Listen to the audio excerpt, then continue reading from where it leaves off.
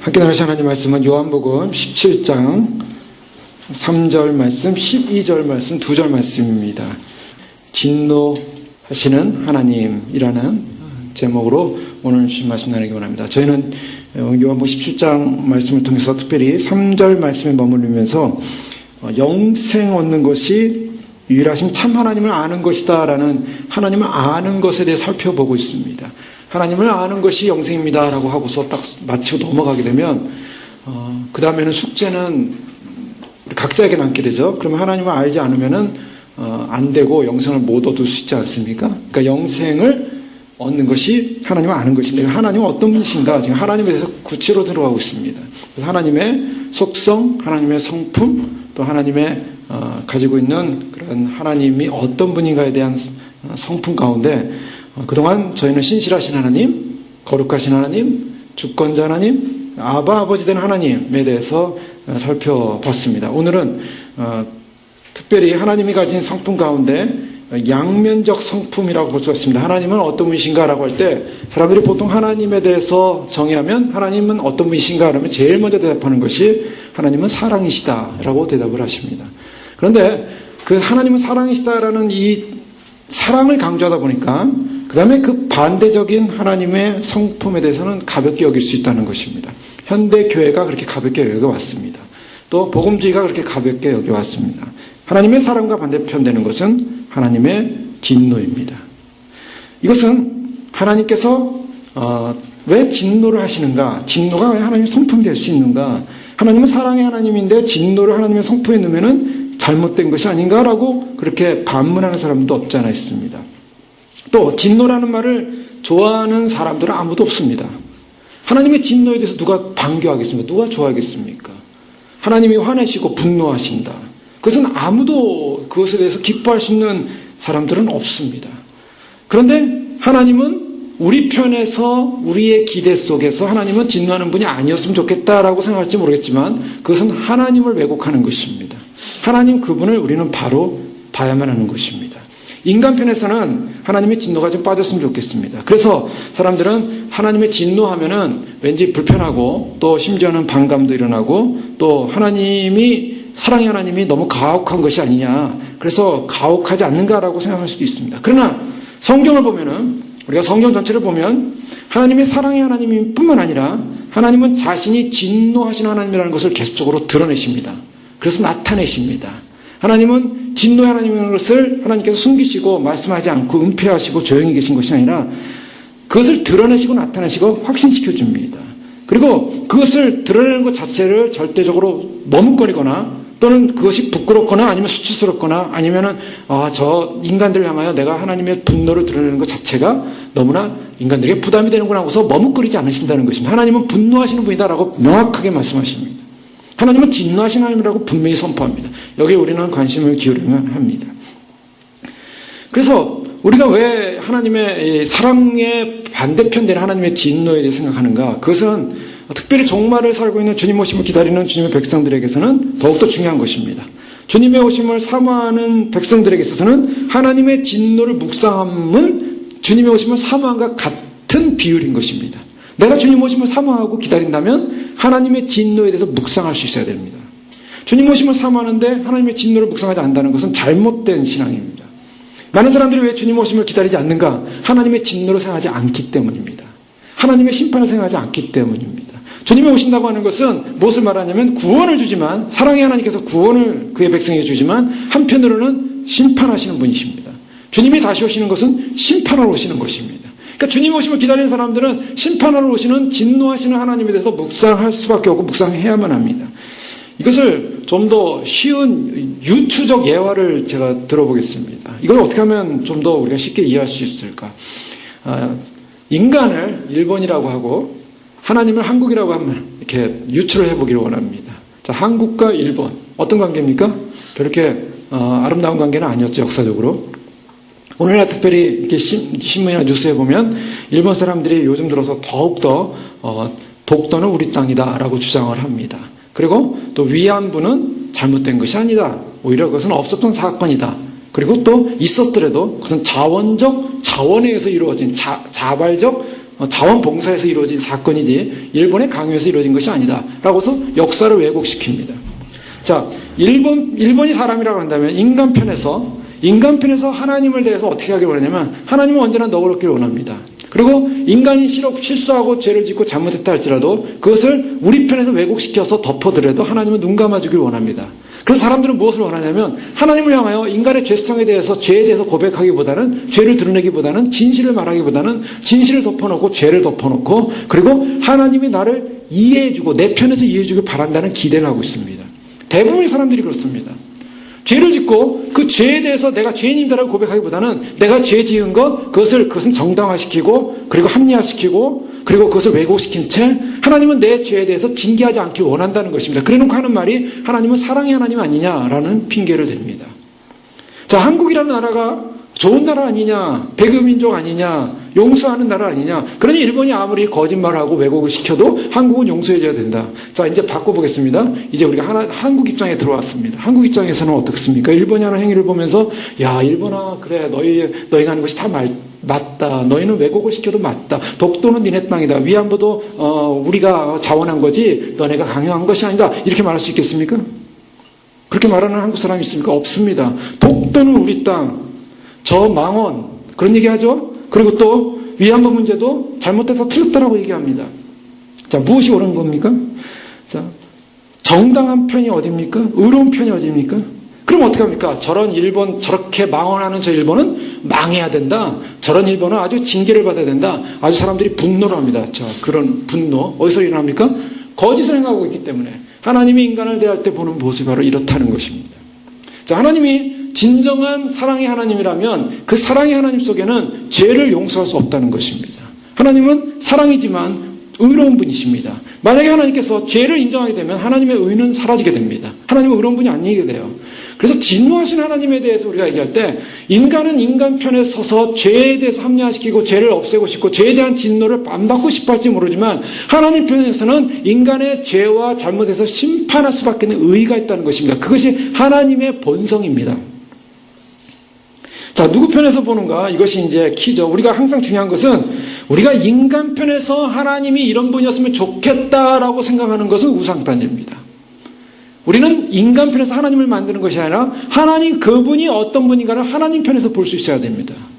하나님 편에서 볼 때 인간이 어떤 존재라는 것을 밝혀지게 되는 것이죠. 성경을 보십시오. 인간은 사랑받게 태어난 존재되고 어렸을 때부터 참 아름답고 깨끗하고 죄 없는 존재로 태어났다 그러는데 거짓말입니다. 사실은 인간은 죄덩어리로 태어났습니다. 아주 불의한 자입니다. 어린아이들도 속임이 있고 사악함이 있습니다. 그 사악함이 본질적으로 만들어진 것이 아니라 모태로부터 태어났다고 다윗은 고백하고 있어요. 인간은 그렇게 거룩한 존재가 아니에요. 그러나 인간은 항상 포장을 합니다. 우리는 하나님의 사랑받는 존재, 우리는 존귀한 존재. 그래서 어떠한 죄도 우리는 용서받을 수 있고 어떠한 사랑도 용납받을 수 있는 존재다. 그렇기 때문에 사람들이 오늘날 무슨 문제가 벌어지냐면 하나님은 사랑의 하나님인데 사랑의 하나님이 인간들을 향하여 진노하신다는 것 자체는 사랑의 하나님의 성품과 별로 맞지 않는 것이다. 그래서 점점 사람들의 마음속에는 사랑의 하나님이 잘못된 것을 심판하는 것에 대해서는 잘못되지 않은 사실이지만, 즉 비윤리적이지 않지만, 그러나 최소한 하나님의 속성 중에는 은혜의 속성이라는 것이 있지 않느냐, 사랑의 속성이라는 것이 있지 않느냐. 그렇기 때문에 하나님은 우리를 용서해야 되고, 만약 회개하지 않는 사람이, 불신자들이, 하나님을 모르는 사람들이 그들이 이 세상을 떠나게 된다면 그들은 지옥불에 떨어지는 것이 아니라 최후에 그냥 없어지는 존재, 소멸되는 존재일 뿐이다. 그래서 소멸될 뿐이지 없어지는 존재지 고통당하는 존재는 아니다라고 그들은 정의하고 싶어합니다. 그래서 1996년 1월에 이 영국 교리위원회, 이 교회가 속한 성공회에도 같이 이제 포함된 그런 교리위원회입니다. 그 교리위원회가 공동으로 구원의 신비라는 그 The Mystery of Salvation이라는 제목의 보고서를 출판했는데요. 이 보고서 출판의 내용을 보면 지옥은 영원한 고통이 아니라 최종적이고 돌이킬 수 없는 선택이며 하나님께 대하여 너무나도 완전하고 절대적으로 반대함으로 인해 그 유일한 종말은 전적인 비존재일 뿐이다. 자, 그 유일한 종말은 지옥은 영원한 고통이 아니라는 거예요. 그 유일한 종말은 뭐냐? 전적인 비존재, nothing일 뿐이다 라고 얘기하고 있습니다. 그게 뭘 말하냐면 영혼 멸절설이에요. 그게 소위 말해서 우리가 의식적인 고통을 당하는 지옥은 없다라는 것입니다. 의식적인 고통. 그래서 영원한 의식적 그런 torture, 영원한 의식적 고문을 당하는 것은 없다. 그러나 성경은 뭐라고 말하냐면 하나님의 영화로운 나라와 영화로운 교회와 영화로운 신부인 회복된 하나님의 나라에 대한 아름다운 모습을 요한계시록 21장에서 22장 5절까지 보여주고 있습니다. 영화롭게 된 교회의 아름다움과 기쁨이 드러나 있죠. 그러나 여기서 14장 9절에서 11절에 보면 사도 요한은 분명히 언급합니다. 짐승의 표를 받은 사람, 그 사람은 하나님의 진노의 포도주를 마시니 그 진노의 잔에 섞인 것이 없이 부은 포도주라. 진노의 포도주를 받는데 그 진노의 잔에 섞인 것이 없는 아주 고난스러운 진노, 그러니까 쉼이 없는 진노. 그들은 불과 유황으로 밤낮으로 고난을 받을 것이고 고난의 연기가 세세토록 올라가도다. 고난의 연기가 세세토록 올라가는 정말 그 진노의 그 잔이 하나도 섞인 것이 없는 그런 아주 강한 진노를 받게 될 것이다 라고 말하고 있습니다. 그래서 짐승에게 경배하는 자들은 누구든지 밤낮 쉼을 얻지 못하리라. 성경은 뭐라고 말하고 있냐면 영원한 형벌이 있다라고 말하고 있어요. 분명히. 그리고 요한계시록 19장 20절에도 요한은 유황으로 불붙는 못이 있는데 거기에 누구든지 생명책에 기록되지 못한 자는 불못에 던질 것이고 바로 이것이 둘째 사망이고 심판이 확실하고 정당하고 영원하다라고 이렇게 말하고 있습니다.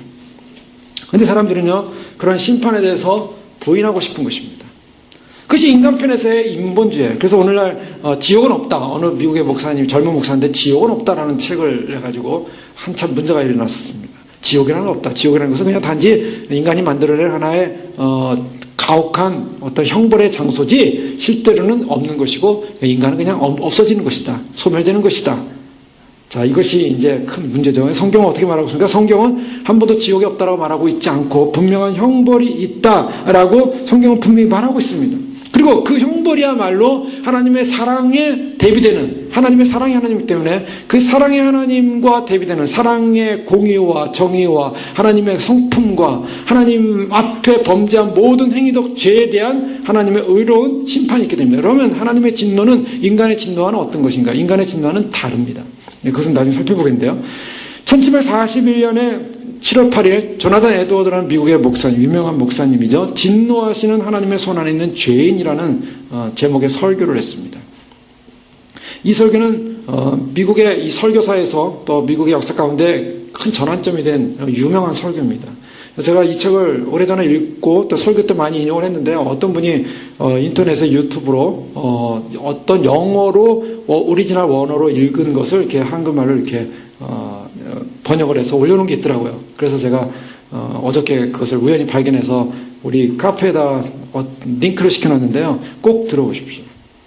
한 1시간이 넘는 설교입니다. 조용하게 읽어요. 그러나 그 이제 오리지널 그 에드워드가 설교한 것이 아니기 때문에 그 감정 없이 그냥 내용을 읽지만 그 내용은 굉장히 중요합니다. 거기에 그 설교에 나오는 내용입니다. 조나단 에드워드는 이렇게 말합니다. 악에 끌려갈수록 우리는 점점 더 무거워지며 그 엄청난 무게로 인해 아래로 내려가게 된다. 죄의 엄청난 무게가 지옥을 향해 우리를 내려누른다. 만약 하나님이 손을 놓아버린다면 우리는 즉각 끝이 보이지 않는 무적행 속으로 눈 깜짝할 사이에 빨려 들어갈 것이다. 거미줄이 굴러가는 바위를 멈추지 못하게 하듯이 건강함과 신중함과 모략도 모든 인간적인 의도 우리를 지옥에 빠지지 않도록 붙들어주지 못한다. 하나님의 진노의 먹구름이 거센 폭풍과 큰 우레를 몰고 우리의 머리 바로 위에 머물고 있는데 그것은 하나님의 진노를 억누르기 위한 것이 아니라 우리 머리 바로 위에서 즉각 풀어닥치려고 머물고 있는 것입니다. 이제 주권적으로 하나님은 거친 바람으로 몰아치는 것을 그 마음이 기뻐하시고 작정하시고 그것은 분노로 덮치는 것이며 회오리처럼 파괴시키는 것이고 그렇게 되면 우리는 여름 타작마당의 왕겨처럼 나갈 것입니다. 하나님을 향해 인정하지 않는 인생들, 불신자들을 향하여 또한 믿지만은 하나님을 제대로 믿지 않는 사람들을 향하여 하나님의 진노의 먹구름은 바로 머리 위에 머물면서 이제 즉각 몰아닥칠 것이라고 그렇게 경고하고 있는 것입니다. 주권자 하나님이 그 하나님의 심판을 행할 때 어떻게 하냐? 기뻐하심을 행한다는 것입니다. 그리고 그 하나님의 심판이 이루어지게 되면 사람들은 왕겨처럼 날아갈 것이다. 나훔서 1장 2절에 보면 여호와는 투기하시며 보복하신 하나님이시라. 여호와는 보복하시며 진노하시되 자기를 거스리는 자에게 보복하시며 자기를 대적하는 자에게 진노를 품으시며. 하나님은 어떤 분이라고 말하고 있냐면 자기를 거역하는 사람, 거스리는 사람에게 반드시 보복하신다라고 말하고 있습니다. 하나님을 향하여 대적하는 자를 향하여 하나님은 진노하신다. 사람들이 하나님을 왜 안 믿는가? 하나님이 진노하신 하나님이라는 사실을 안 믿기 때문입니다. 하나님을 두려워하지 않기 때문입니다. 하나님을 조금만 알게 되고 하나님을 제대로만 알아도 하나님이 얼마나 두려운 분인가를 인간은 인식하게 됩니다. 인간은 하나님을 인식하는 그 순간에 하나님의 그 두려움 앞에 하나님을 경외하게 되는 존재죠. 하나님을 제대로 믿게 됩니다. 하나님을 두려워하지 않는 이상 하나님을 제대로 믿을 수가 없어요. 이사야 13장 9절에는 여호와의 날 곧 잔혹히 분냄과 맹렬히 노하는 날이 임하여 땅을 황무케 하며 그 중에서 죄인을 멸하리니. 하나님께서 그의 진노를 드러낼 때 잔혹히 분냄과 맹렬히 노하는데 그것은 죄인을 멸하기 위해서 하나님께서 분내시고 맹렬히 노하신다라고 말하고 있습니다. 또한 마태복음 3장 10절에 손에 키를 들고 자기의 타작 마당을 정하게 하사 알곡은 모아 곡간에 들이고 쭉정이는 꺼지지 않는 불에 던지리라. 자, 불에 던지어지는 존재가 누군가? 쭉정이라는 것입니다. 알곡은 모아 곡간에, 쭉정이는 다른 표현을 하면 가치 없는 존재입니다. 가치 없는 존재. 그래서 가치 없는 인생, 가치 없는 존재는 불에 던져진다. 그래서 하나님의 심판입니다.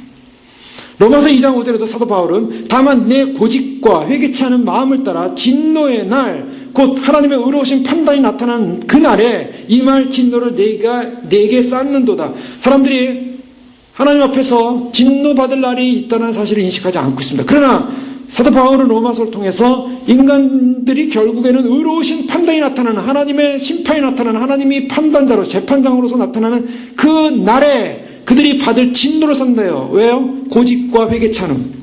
인간의 고집이라는 것을 다른 표현을 하면 마음이 딱딱해지는 것입니다. 하나님을 향하여 마음이 딱딱해지는 것. 하나님을 향하여 마음이 딱딱해지는 사람은 주님이 오시는 날 심판받습니다. 그래서 저희가 지난번에 살펴볼 때 예수님 오실 때 들림받을 사람이 어떤 사람인가? 그 사람은 마음이 부드러워야 된다 그랬습니다. 그 마음이 부드럽다는 것은 은혜에 젖어 있어야 한다는 것입니다.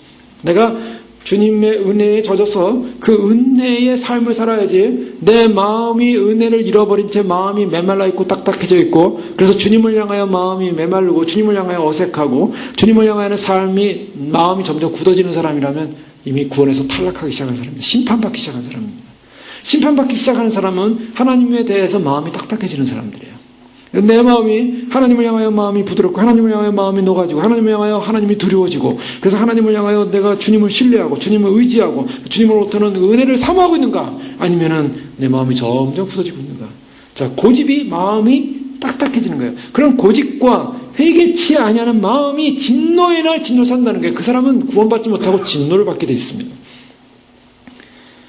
또한 요한계시록 19장 15절에 보면 그 입에서 이한검이 나오니 그것으로 만국을 치겠고 친히 저희를 철장으로 다스리며 또 친히 하나님 곧 전능하신 이의 맹렬한 진노의 포도주로 틀을 밟겠고, 하나님께서 철장으로 다스리며 만국을 치겠다 그래서 만국은 그러니까 바벨론을 말하고 있습니다. 요한계시록 17장 18장에 나오는 바벨론 제국 하나님이 심판하신다.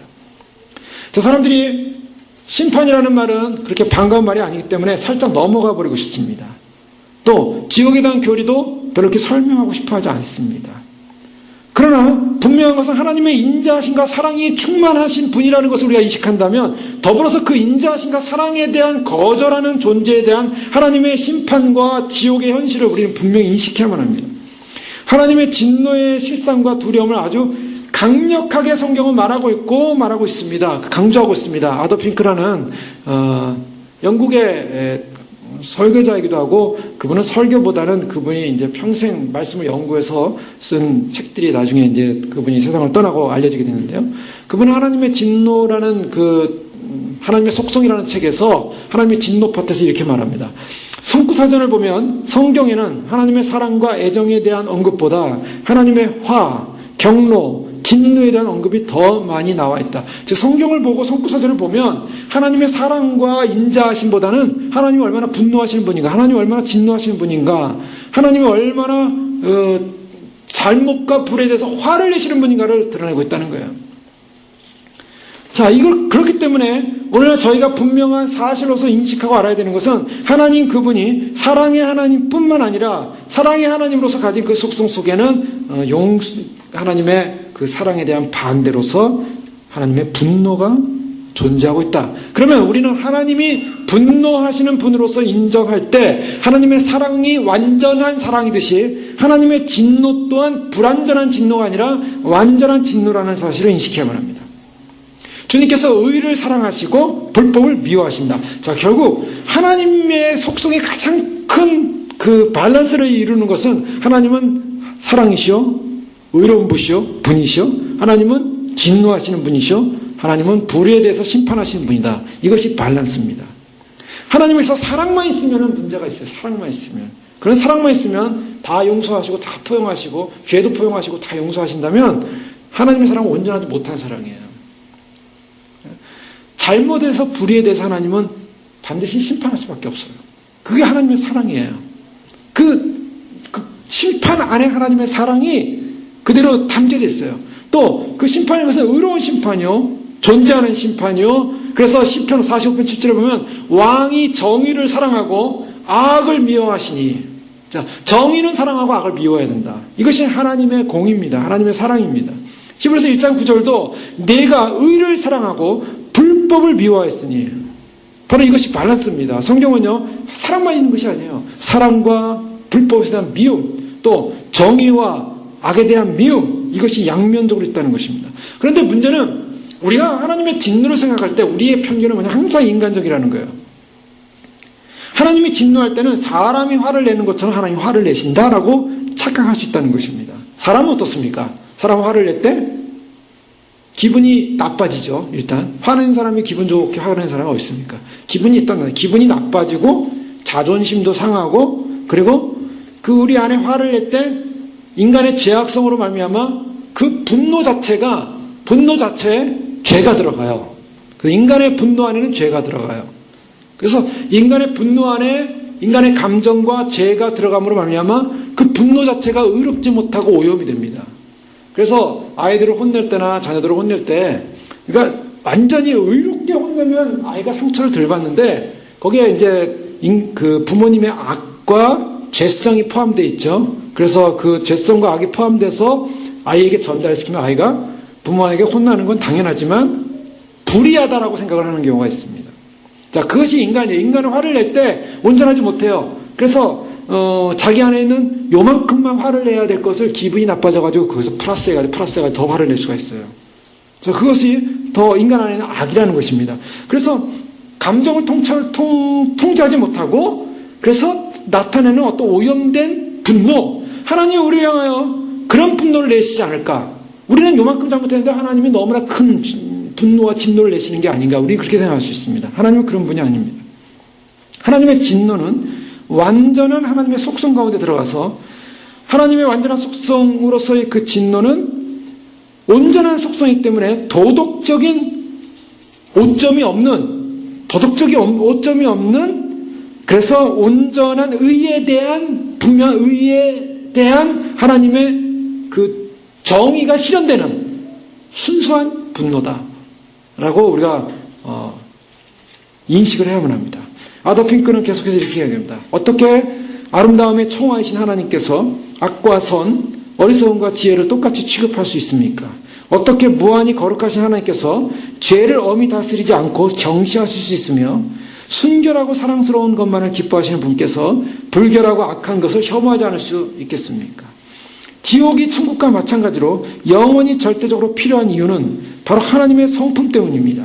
하나님의 속성 가운데 다른 것보다 덜 완전한 것이나 불완전한 것은 아무것도 존재하지 않습니다.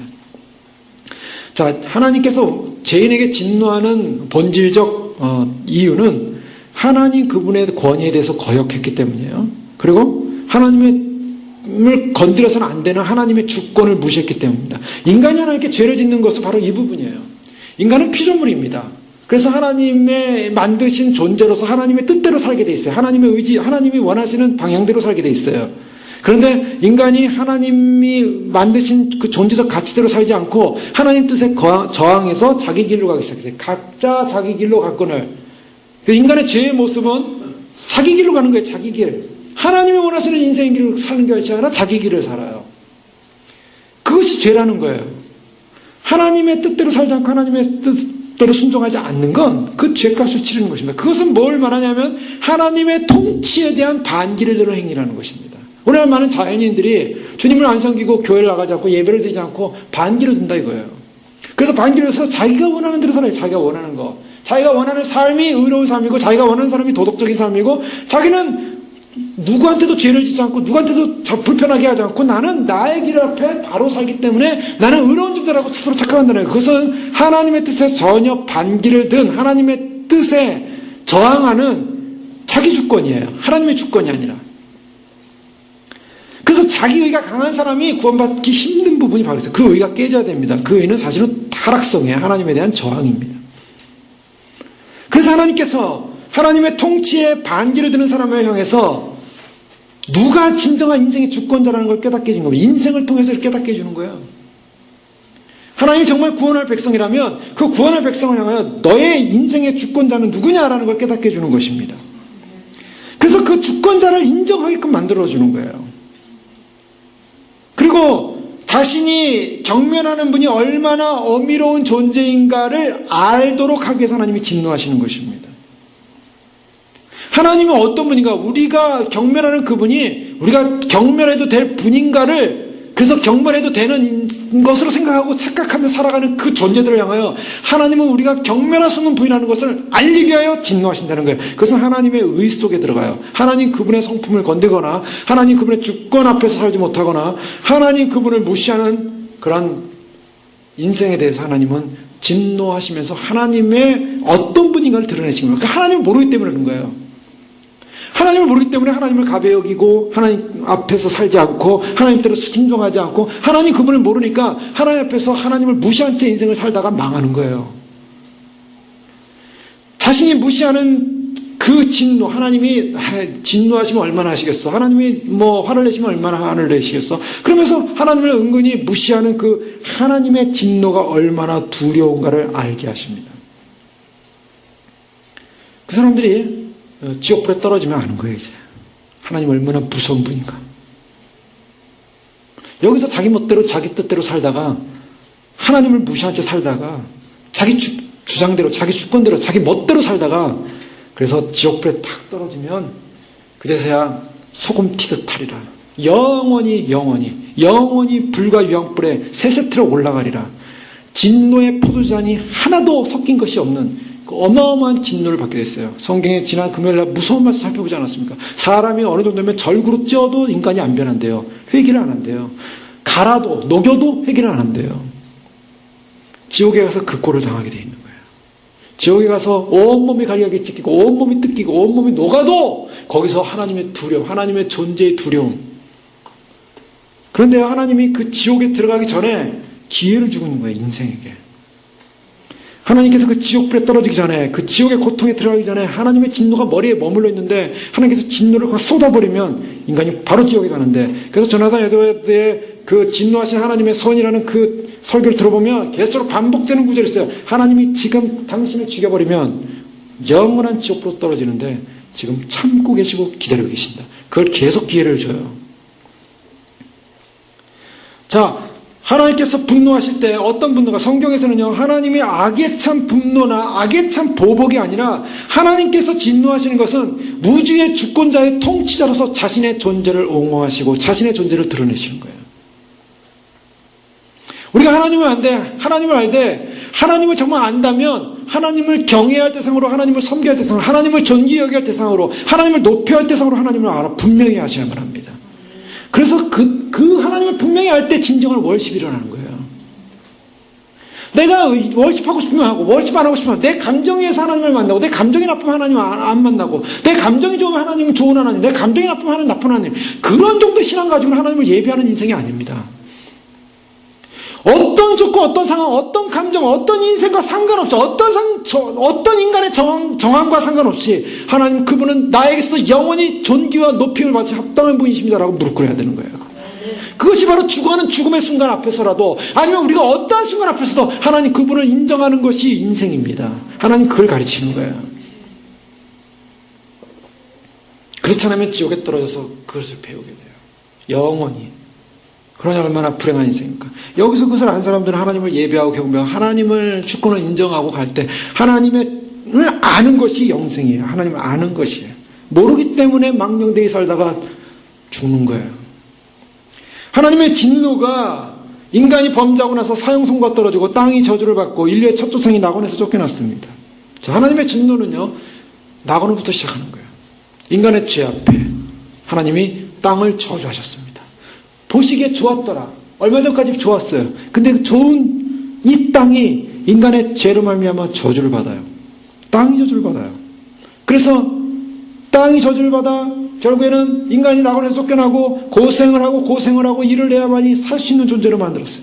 자, 그것을 인식시킨 거예요. 인간이 하나님을 떠난 모습이 어떤 것인가, 하나님이 얼마나 무서운 분인가, 하나님이 좋은 것, 귀한 것, 아름다운 것, 귀한 환경 줄 때 가장 행복스러운 것입니다. 그 행복스러운 것 있을 때 하나님을 제대로 섬겨야죠. 결국 그걸 뺏기고 나니까 얼마나 슬픈 인생인지 몰라요.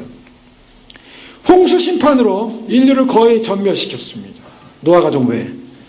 그리고 또 나중에는 소돔과 고모라를 통해서 불로 심판하신 하나님의 그 모습을 보여줬어요.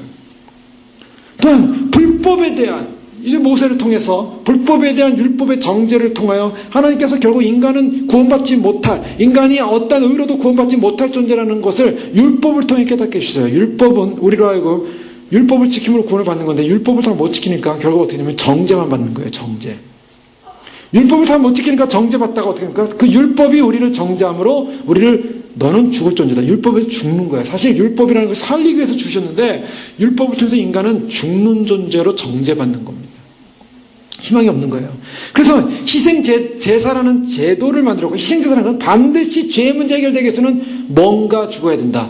동물이 죽던 누군가 희생이 돼야 된다는 희생제사를 통해, 피해제사를 통해서 죽음에 관한 문제를 다루기 시작했고, 로마서 8장에 보면은 바로 이 세상의 피조물들이 얼마나 지금 하나님의 아들들이 오기를 기다리면서 신음하고 있는가를 보여주고 있어요. 저주받은 이 세상이에요. 죄로 말미암아 이 땅이 신음하고 있고 인간들은 소망이 없고 어떠한 것도 생명을 얻을 수 있는 길이 없다는 것을 보여주고 있어요.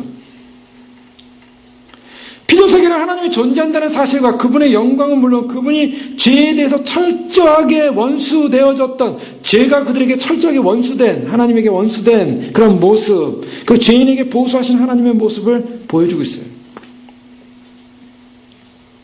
그런데 이 하나님의 진노는 객관적이면서도 도덕적 악에 대한 올바른 반응일 뿐만 아니라 바로 의로운, 필요한 사법적인 반응입니다.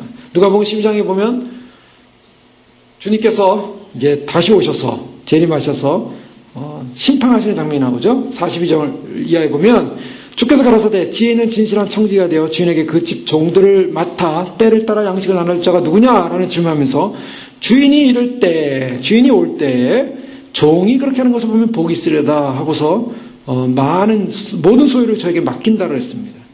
그런데 주님이 올 때 만일 그 종이 마음에 생각하기를 주인이 더디 오리라 하여 노비를 때리며 먹고 마시고 취하게 되면 생각지 않은 날 알지 못하는 시간에 이 종의 주인이 이르러 어미 떼이고 신실치 아니하는 자의 받는 율에 처하리니, 자, 무엇이냐면 주인의 뜻을 알고도 예비치 아니하고 그 뜻대로 행치 아니한 종은 많이 맞을 것이요 알지 못하고 맞을 일을 행할 종은 적게 맞으리라. 물은 많이 받은 자에게는 많이 찾을 것이요 많이 맡은 자에게는 많이 달라 할 것이라. 여기서 두 사람이 비교되고 있는 것입니다. 어떤 사람입니까? 복 있는 사람, 그리고 신실치 않는 자의 받을 율, 신실치 않은 받을 자가 받을 그런 형벌에 대한 양면성을 말하고 있습니다. 지혜 있는 청지기는 주인이 올 것을 알고 그것에 맞게 준비하며 살아가지만, 지혜 없는 종은 어떤 사람이었습니까? 주인이 더디오디라고 생각하고 주인의 뜻을 알고도 예비치 않았다.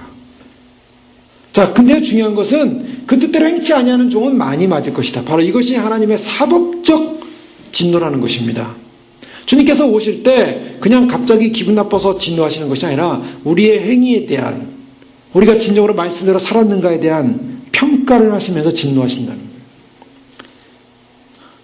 철저한 우리가 어떠한 존재적 삶을 살았는가에 대한 하나님의 평가가 사법적 진노인 것입니다. 무엇보다 하나님의 진노는 하나님의 그 주권적 신성을 건드리는 사건 앞에 분노하셨습니다. 특별히 예수님께서 요한복음 2장에 보면 예루살렘에 들어가시죠. 예루살렘에 올라가실 때 성전에 가서 성전을 깨끗하게 하는 사건이 있었습니다.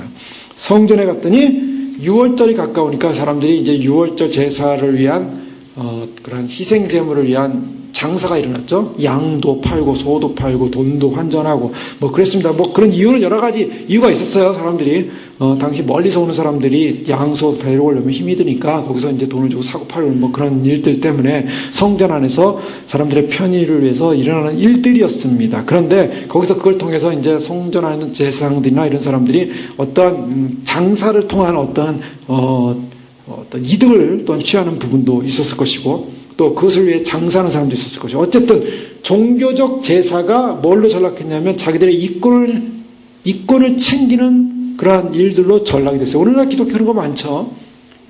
사람들이 볼 때 기독교라는 이름으로 뭐 좋은 거 행하는 것 같지만 사실은 뭔가 거기서 경제적 이권을 위한 장사 행위를 하는 것이 들어간다면 엄청난 죄악이죠. 지금 예수님께서 성전 안에 들어가서 성전 안에서 이 6월절 제사를 앞에 놓고 6월절을 앞에 놓고 그들이 행하는 여러 가지 장사행위에 대해서 화가 나시고 분노를 하십니다. 노끈으로 채찍을 만드셔서 양이나 소를 다 성전으로 내쫓기 시작했습니다. 그리고 돈 바꾸는 사람들의 돈을 쏟아버리셨습니다. 상을 엎으셨습니다. 물론 돈을 예수님 가져간 게 아니라 엎었죠. 그냥 엎었기 때문에 돈을 다 주셔서 자기 돈을 가져갔을 거예요. 그러나 여기서 장사하지 말라 이겁니다. 아버지 집으로 장사하는 집을 만들지 말라. 이것은 뭐냐면 하나님의 집이 하나님 앞에 드려질 예배의 장소요, 제사의 장소, 신령한 구별된 장소여야 되는데 이 구별된 장소로서 사용되지 못하고 있는 이와 같은 모습들에 대해서 하나님의 이름이 모독받는 장소가 됐다라고 하면서 분노하셨던 것입니다. 자, 하나님께서는 바로 이와 같이 그분이 진노를 하실 때 그냥 기분 나빠서 갑자기 진노하는 것이 아니라 분명한 합법적, 사법적 그런 의식을 가지고 그러한 개념을 가지고 진노하십니다. 또 하나님의 진노 가운데는 죄에 대한 하나님의 분명한 공의적 심판이 따릅니다. 이미 살펴봤던 것처럼 아간이 여리고 성에 있는 물건을 건들면 안 되는데 건드렸습니다. 그것은 이미 많이 말씀드렸죠. 헤렘이라는 것 때문이었습니다. 헤렘이 뭡니까? 헤렘은 성경에 보면은 여리고 성에 있는 물건을 건드리면 저주받는다 그랬어요. 저주라는 요 표현이 히브리어로 헤렘입니다. 헤렘이라는 요 단어는 두 가지 양면을 갖고 있어요. 저주를 받는데요. 건들면 저주를 받아요. 자, 하나님께서 이건 건들면 저주받는 거야 라고 했으면 건들면 됩니까? 안 됩니까? 자, 인간이 건들면 저주를 받아요. 다른 표현으로 하면 인간이 잡으면 저주지만 인간이 안 잡으면 어떻게 됩니까? 인간은 저주가 없어요. 그러면 이거는 뭐냐? 이거는 하나님께 바쳐진 물건이라는 겁니다. 하나님께 바쳐진 물건, 하나님 거라는 거예요. 하나님 건데 하나님께 바쳐진 물건을 인간이 잡으면 저주를 받아요. 이게 굉장히 중요한 개념입니다. 구약을 이해할 때 이렇게 이해하셔야 돼요. 우리가 하나님께 드려야 할 것을 하나님 걸 드릴 것을 내가 잡으면 저주를 받게 돼 있어요. 그거 자기한테 복이 안 돼요. 절대로 복이 안 됩니다. 하나님 저주가 옵니다. 하나님께 드려야 할 것은 하나님께. 그래서 예수님께서 그 바리새인들이 예수님을 시험하려고 동전을 가져와서 이 세금을 내야 됩니까? 말아야 됩니까? 이런 질문을 하잖아요. 그랬더니 이 동전 하나 가져라. 이 동전이 누구의 것이냐? 누구의 모습이 있냐? 바로 이 황제의 모습이 있습니다. 황제의 모습이 있으니까 가이사의 것입니다. 가이사의 것은 가이사에게, 하나님 것은 하나님께 구별시켜요. 하나님 것을 건들면 저주받아요. 그럼 하나님 것을 안 건들면 누구 겁니까? 하나님 거예요. 지금 뭘 말하고 있냐면 여리고 성의 헤렘이라는 것은 여리고 성은 헤렘이에요. 여리고 성 것을 건들면 안 돼요. 왜? 이스라엘이 처음으로 들어가는 첫 성이었어요. 첫 성을 하나님께 드린다. 이게 첫 개념이 들어가는 거예요. 여기서 하나님께서 여리고의 첫 성이 하나님께 거다라면 하나님께 바쳐지는 개념이 들어가 있어요. 근데 우리 편에서는 여리고 성을 무너뜨리지만 이스라엘 백성은 여리고 성을 무너뜨리고 점령하는 거지만 하나님께는 그 성이 제약된 도성. 그런데 이 이스라엘 전체가 가나안 전체가 이제 하나님께로 드려졌다는 하나의 개념적 차원에서 하나님 거였어요. 그걸 건드리면 안 된다는 거였어요. 그런데 들어가서 아간이 그걸 건드렸다는 거예요. 그 뭐냐면 하나님 거를 잡았다는 거예요. 하나님 거 잡는 순간 그것이 뭐 외투 2벌에 뭐 금은 조금이었는데 그것이 무엇이든 간에 하나님 걸 건드렸어요. 그래서 저주받는 거예요. 그러니까 잘 성경을 모르면 내가 왜 저주받는지도 모르고 죽는 사람들이 있어요. 분명히 하나님 걸 건드려서 저주받아 죽는 사람이 있고 어떤 사람은 건드렸는데 안 죽어요. 어떤 사람은 건드렸는데 죽어요. 그러니까 우리가 하나님을 두려워야 돼요. 하나님 앞에서 성경에서 분명히 하나님께서 금지한 것이 있어요. 그 금지한 것 잘못 건드리면 큰일 납니다. 사울 같은 경우가 그런 경우에 대표적으로. 사울 같은 경우 아말렉을 완전히 전멸하라고 그랬어요. 전멸. 그거는 그냥 거기 있는 그 물건들 뭐 조금 이렇게 뭐 그런 관계가 아니에요. 물건, 하나님 물건이 없어서 그거를 뭐 아까워하고 그러겠어요? 그게 아니에요. 그건 하나님 앞에 정결, 하나님께서 정결로서 그것을 정한 거예요. 왜요? 아말렉이 이스라엘에게 범한 잘못 때문에 아말렉을 진멸시키겠다는 하나님의 결정이 일어났어요. 그 결정에 순종해야 되는데 순종을 안 하고 거기서 물건을 좀 챙겼다 이거예요. 좋은 것들. 그것이 사울에게 저주가 된 거예요. 다윗은 바세바를 범하고 살인까지 하고 엄청난 죄를 졌는데 다윗은 지옥을 안 가요. 근데 사울은 지옥 갔다고 봐야 돼요. 이게 하나님 앞에서 신앙생활할 때 하나님 거 잘못 건드렸다가 지옥 간다고요. 무서운 사건이에요. 잘 보셔야 돼요. 아간 같은 경우가 그래요. 아간은 절대로 헤렘이에요. 이것은 여리고 성 절대 건드리면 안 되는 거예요. 근데 건드렸어요. 자, 근데 문제는 뭐냐면 이제 하나님께서 여호수아가 아간에게 여호수아 7장 19절에 여호수아가 아간에게 그랬을 때 내 아들아 청하노라 이스라엘은 여호와께 영광을 돌려 그 앞에 자복하고 내 행한 일을 내게 고하라 그 일을 내게 숨기지 말라. 그래서 이 아간에게 무엇을 하냐면 하나님께 영광을 돌리고 그 앞에 자복하고 고하라 라고 하면서 그 일을 숨기지 말라고 기회를 줍니다. 자기가 잘못한 행위에 대해서 결국 자백을 해요. 자백을 했을 때 이 자백은 어떠한 효과를 하냐면 보통 우리가 죄를 자백하면 저는 미쁘시고 그러고서 우리 죄를 사하시고 그러잖아요. 신약에서는. 근데 아간의 자백, 아간이 자백했어요. 아, 내가 잘못했습니다. 내가 이렇게 해서 물건을 훔쳤습니다. 그대로 얘기를 했어요. 그리고 가져왔어요, 물건을. 그럼 우리 개념에서 용서를 해줘야 돼요. 그런데 용서가 안 되고 죽었어요. 그 가족이 전부 다 죽었어요. 왜 그랬는가? 그것은 바로 헤렘을 건드렸기 때문이고, 그러면 헤렘을 건드린 사람은 용서받을 수 있었는가? 용서받지 못했다는 거예요. 그런데 왜 자백하라고 했는가? 왜 그랬을까요? 그것은 네가 죽고 지옥에 가더라도 네가 왜 죽고 지옥에 가는지를 분명히 인식하라는 걸 알려주는 겁니다. 하나님이 너를 합당하게 심판하기 전에 너의 죄를 고백하고 네가 유죄한 것을 인정하라. 너의 죄에 대한 하나님의 반응이 정당하다는 것을 사람들 앞에 고백하라. 고백을 하고 죽은 거예요. 무서운 사건입니다. 그러니까 하나님은요, 하나님이 진노하실 때는 그냥 불의한 어떤 감정적 사건에서 진노하시는 게 아니에요. 하나님 앞에서 우리가 분명히 신앙생활 할 때 이게 구약적 사건이니까 나와 상관이 아닙니다. 신약에서도 그런 일이 얼마든지 일어날 수 있어요. 그러니까 성경을 제대로 알아야 안 죽어요. 무서운 사건이에요. 성경을 제대로 알아야 우리가 신앙생활에서 어디까지인가를 알게 됩니다. 근데 많은 사람들이 신앙생활하면서 성경을 제대로 모르고 자기 마음대로 신앙생활하다가 무너진 사람들 많아요. 자, 하나님은 무엇을 원하냐면 하나님의 명예와 주권입니다. 이것을 이것을 잊어버리시면 안 돼요. 나를 통해서 하나님의 영광이 가려진다거나, 나를 통해서 하나님의 그 주권적 계획이 손상을 입는다든가, 나를 통해서 하나님의 나라가 손상을 입는 일에 내가 관여를 했다면 위험한 거예요. 굉장히 치명적인 죄를 진 겁니다. 근데 내가 개인적으로 죄성을 가지고 있어요. 내가 개인적으로 죄성을 가지고 있어서 내가 짓는 헛된 죄성으로 말미암는 도덕적 죄가 있을 수가 있어요. 그런 것들은 하나님께 정말 회개하고 용서를 구하면 주님이 용서를 해주세요. 그런데 하나님 나라와 하나님의 영광과 하나님의 의와 하나님 것을 잘못 건드리면은 큰일 납니다. 그는 용서받지 못할 죄가 돼요.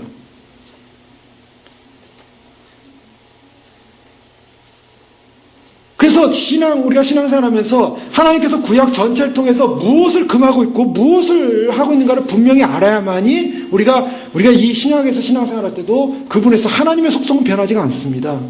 하나님의 그 본질적 속성과 가치성은 변함이 없어요. 그렇기 때문에 성경에서 그걸 두려워하라고 그랬어요. 두려워하라. 그러니까 하나님을 망령되이 믿다가 하나님을 우습게 여기고 믿다가 그냥 처벌받는 사람이 있다라는 거예요. 그러니까 우리가 하나님을 망령되이 우습게 믿으면 안 된다라는 걸 말하고 있습니다. 하나님은 어떨 때 진노하시는가? 하나님은 어떨 때 용서하지 않는가? 하나님은 어떨 때 우리를 향하여 징계하시는가를 우리는 분명히 알아야 한다는 거예요. 지뢰밭이 있는데 지뢰밭 지도가 있어요. 지도가 있는 사람은 어떨까? 여기 지뢰가 있구나. 피해갈 수가 있어요. 그런데 지뢰밭 지도가 없는 사람은 어떻습니까? 가다가 밟는 거예요. 가다가 밟으면 어떻게 됩니까? 지뢰는 터지는 거죠. 지뢰밭 지도가 있으면은 그 지뢰를 피해서 갈 수 있는데 지도가 없는 이상에는 지뢰를 밟을 수밖에 없어요. 근데 주님께서 우리에게 뭘 주셨습니까? 우리에게는 말씀을 주셨어요. 이 말씀은 뭐냐면 소위 말해서 여기는 우리가 사는 보물이 있고 구원이 이르는 길이 있지만 한편으로는 뭐가 있어요? 지뢰가 어딘가를 다 알려주는 지도인 거예요. 이걸 밟으면 죽는다. 이걸 밟으면 죽는다.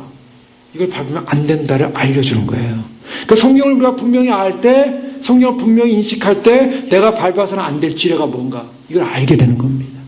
그래야만 사는 거예요. 그러니 우리가 주님을 믿고 가는 것이 그렇게 그냥 단순하게 아멘 믿습니다라고 딱 끝나면 얼마나 좋겠습니까? 그런데 그렇지가 않아요. 이스라엘 백성들이 하나님을 알고 오랫동안 율법을 알고 율법을 지켰는데도 버림받는 거 봐요. 왜요? 그들은 하나님께서 지뢰를 밟으면 안 된다는데 지뢰를 밟는 거예요. 그 밟아가지고 그냥 버림받는 거예요. 밟아서는 안 될 걸 밟았어요. 자, 느부갓네살 왕 같은 경우도 마찬가지입니다. 느부갓네살 왕 같은 경우 다니엘서에 보면은 당대 이 인류 역사의 가장 큰 제국을 이루지 않았습니까? 최초의 제국, 금의 제국이죠. 바벨론. 그 최초의 왕입니다. 근데 그 느부갓네살 왕이 자기가 교만해져서 난리를 치다가 결국에는 하나님으로부터 꿈을 받죠. 꿈을 받아가지고 자기가 7년 동안 결국 비참하게 왕권을 잃어버릴 것에 대한 계시를 받습니다. 다니엘이 그걸 해석해 줬습니다. 해석해주고 나서 다니엘이 뭐라고 했냐면 다니엘 4장 27절에 보면 그런즉 왕이여 나의 가난한 것을 받으시고 공의를 행함으로 죄를 속하고 가난한 자를 긍휼히 여김으로 죄악을 속하소서 그리하시면 왕의 평안함이 혹시 장구하리이다 하였느니라.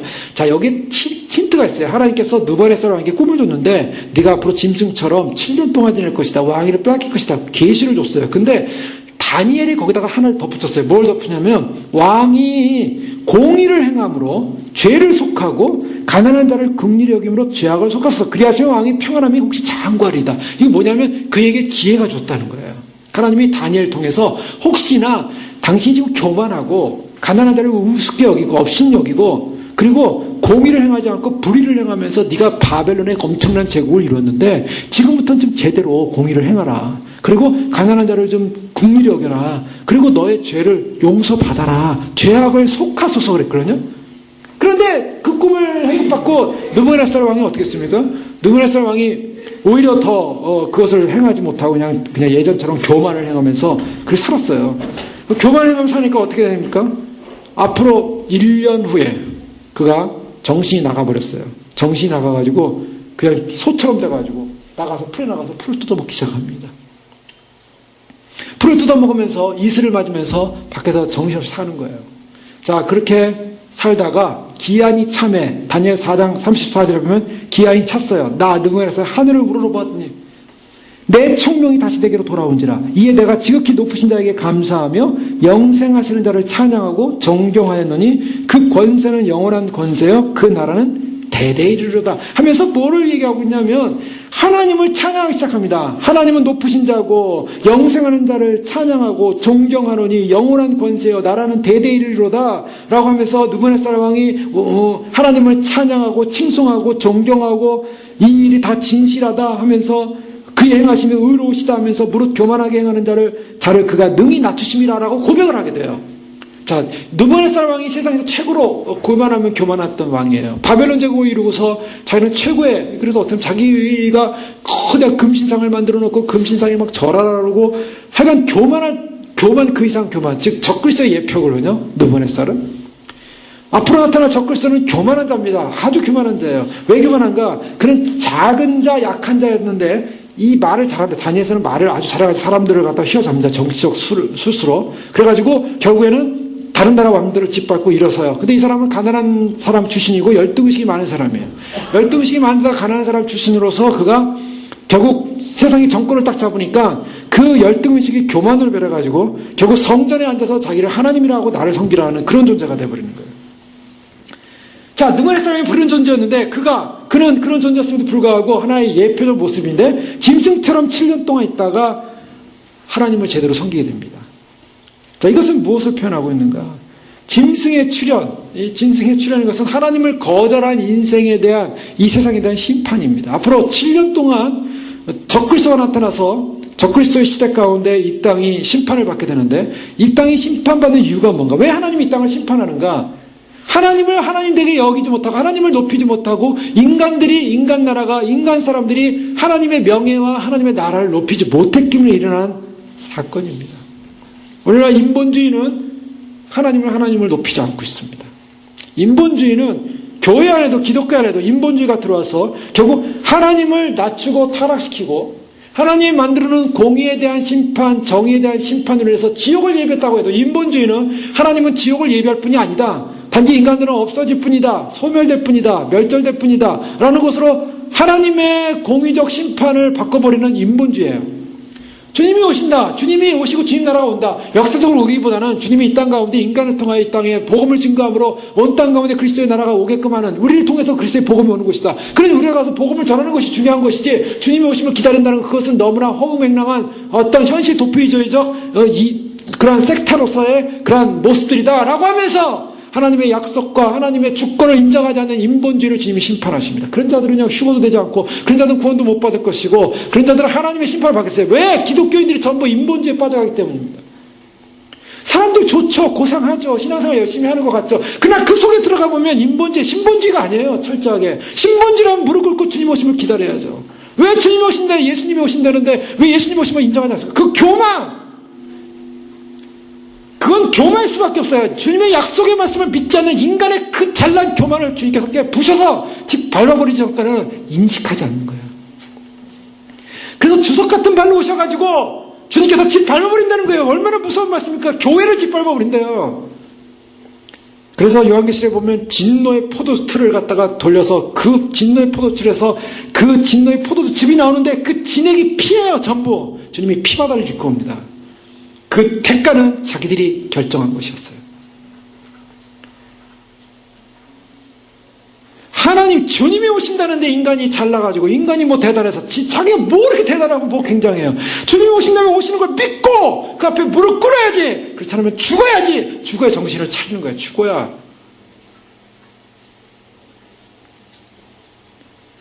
죽어서 정신 차리면 뭐합니까? 죽기 전에 정신 차리고, 죽기 전에 주님 예배하고, 죽기 전에 주님 사모하고.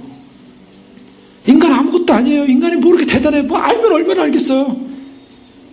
주님이 그렇다면 그런 거예요.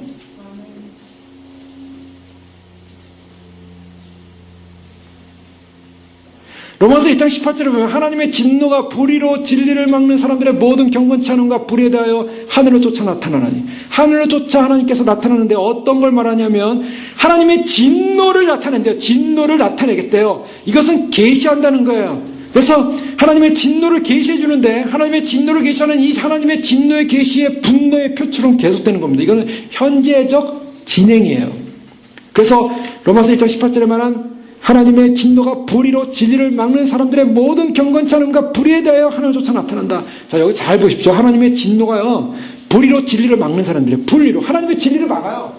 주님이 오신다는데 주님이 오신다는 걸 안 믿고 오히려 반대하고 막아요. 주님 오신 걸, 주님 오시지 않는다, 늦게 오신다. 그런 자들은 전부 다 하나님께서 진노 가운데 심판하게 돼 있는 거예요.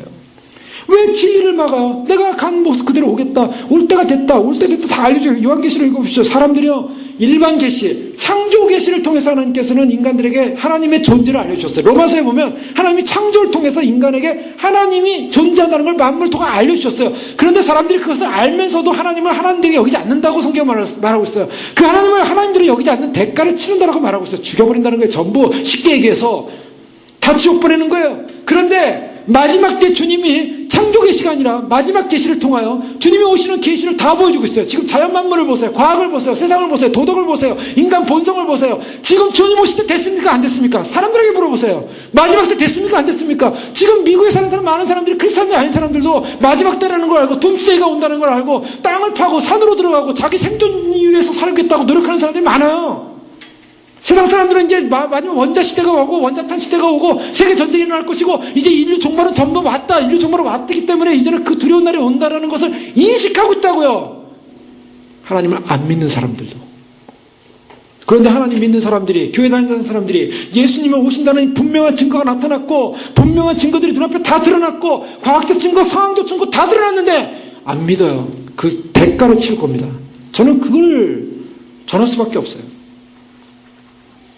교회가 대가를 칠 거고요. 그걸 전하지 않는 자들이 대가를 칠 거고요. 믿지 않는 자들이 대가를 칠 거예요. 하나님의 분노가 쏟아지기 직전에 와 있고 그걸 알지 못해요. 눈 뜨고도 알지 못해요. 하나님의 진노가 쏟아질 때 인간이 어떻게 하겠습니까? 이번에 러시아에 무슨 뭐 별들이 무슨 별로 뭐 크지도 않은 그런 별이 별똥별 같은 거 조금 떨어졌는데 사람들이 막 두렵고 떨고 막 지구 종말이다. 그 유튜브에 보니까 어디 러시아 사람들이 종말이 온 줄 알았대요. 종말이 그거 하나 떨어지는데도. 성경을 보세요. 어떤 별이 떨어집니까? 바다에 어마어마한 별이 떨어져서 바다의 3분의 1의 생물이 다 죽어버리는 그런 환란 시대에 하나님의 엄청난 재앙들이 예고되고 있다고요. 조나단 에드워드는 하나님의 분노는 두 개 갇혀있는 엄청난 양의 물과 같다. 물을 내보낼 때가 되기까지 그 물은 점점 불어나고 수위가 높아진다. 물은 오래 가둬둘수록 수문이 열리면 물은 엄청난 힘과 속도로 빠져나간다. 우리의 악한 행동에 대한 하나님의 심판이 지금까지 실행되지 않고 있는 것은 사실이다. 하나님은 진노의 홍수를 계속 억제하며 누르고 있다. 반면에 우리의 죄는 계속 증가하고 있으며 매일 하나님의 진노를 머리 위에 쌓고 있다. 물은 끊임없이 수위가 올라가면서 점점 큰 힘을 쌓고 있다. 오직 하나님이 기뻐하시는 뜻에 따라 그 물은 그대로 갇혀 있을 수도 있고 아니면 밀려 나갈 수도 있다. 만약 하나님이 홍수를 막고 있는 문에서 손을 떼버리라도 한다면 그 문은 바로 열릴 것이고 그러면 무시무시하게 엄청난 양의 하나님의 진노와 분노의 물이 감당할 수 없이 쏟아져 나올 것이며 하나님의 어마어마한 능력으로 여러분을 덮칠 것이다. 자, 지금 무엇을 말할까? 하나님의 진노가 지금 당장 나타나지 않았다. 사람들은 생각합니다. 하나님의 진노는 안 올 거야. 하나님의 진노가 이렇게 오겠어? 뭐 적당히 오겠지. 살 만큼 오겠지. 많은 사람들이 환란을 얘기할 때요. 요한계시록을 우습게 여겨요. 저는 참 환란을 통과하니 환란에 우리가 버티니 이런 사람들 보면요. 그 사람들은 그 망령된 행동, 말에 대한 믿음에 대한 대가를 치를 것입니다. 요한계시록 처음부터 끝까지 한번 읽어보십시오. 요한계시록의 말씀이 얼마나 무서운 말씀입니까? 얼마나 무서우면 인류가 멸망하는 말씀이에요. 이 말씀을 읽고 잠이 안 올 정도로 두렵고 무서워야 됩니다. 저는 이걸 고등학교 때 예수님 믿고 요한계시록 말씀 있는데요. 마음 무거웠어요. 왜 무거웠냐면 인류의 마지막이 왜 이런가? 왜 파라다이스가 아니고 왜 이렇게 전부 멸망하는가? 두려웠어요. 그래서 좋으신 하나님이 그렇게 안 하겠지. 그냥 덮어두고 싶었어요.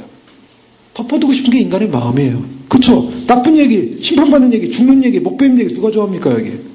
재미없어요. 이런 세상 사람들이 정상적으로 살면 어떻게 이런 일이 일어날까? 이거는 역사적으로 봐야 돼. 그동안 역사 통해서 많은 사람들이 순교도 했고 죽었고 역사도 일어났고 전쟁도 일어났으니까 이건 역사 전체 기독교 전체 역사를 통해서 말하는 거지. 이게 무슨 마지막 때 이런 일이 막 일어날까?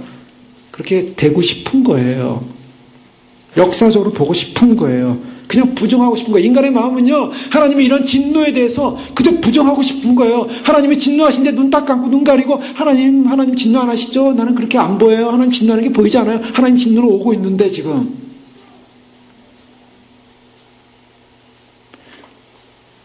환란이 인간이 통과할 만한 만만한 환란이 아니라는 것입니다. 주님이 적그리스도에게 성도의 권세를 장악할 힘을 잠정적으로 허락하는 시간이에요. 지금까지는 성령님이 계셔서 교회가 존재하고 교회 안에서 믿음으로 사는 사람들이 그 믿음의 은혜, 성령의 은혜로 말미암아 지금 이 은혜를 지내게 돼 있어요. 주님을 찬양할 수 있고 예배할 수 있고 경배할 수 있고. 이제 적그리스도 시대가 오면, 통제 시대가 오면, 통제 시스템에 들어가면, 믿는 자에 대한 핍박이 시작되면 그렇게 만만하지 않습니다. 자, 북한을 보세요. 북한에 믿는 사람들이 수십만 명이 죽어가고 있잖아요. 어떤 동영상 보니까 예수님이 있다 걸렸어요. 세워놓고 저 반동문자들 처단하라. 그냥 세워놓고 총으로 쏴서 그냥 그 자리에 죽여요. 수십만 명이 포로수 형세에 갇혀가고 예수님 믿다가 조용히 믿다가 어떤 사람들은 탈북했다가 예수님 믿고 다시 성교체 가지고 들어가서 조그만 데서 모여서 예배드리다가 걸려가지고 또 죽고 성교체만 가지고 있어도 잡혀 죽고. 통제 사회 속에서는요, 주님 제대로 숨쉬고 예배드릴 수도 없어요. 그래서 어떤 북한에 있는 여인이 이불을 덮어쓰고 기도한 기도 내용이 유튜브에 나왔더라고요. 하나님 아버지, 우리를 지켜주시고, 이 백성들 용서해 주시고, 하나님 하나님 아버지, 소리내서 크게 기도할 수도 없는 곳.